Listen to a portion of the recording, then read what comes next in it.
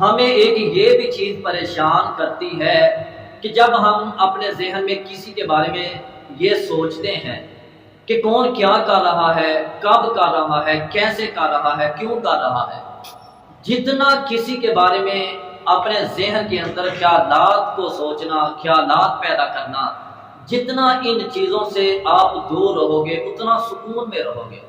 اگر آپ کسی کے بارے میں اپنے مائنڈ، اپنے ذہن میں سوچتے چلے جائیں گے، خیالات پیدا کرتے جائیں گے اور وہ خیالات آپ کو پریشان کریں گے، اور ہمیشہ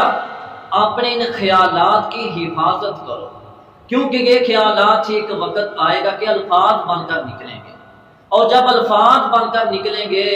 پھر وہ اعمال میں تبدیل ہو جاتے ہیں،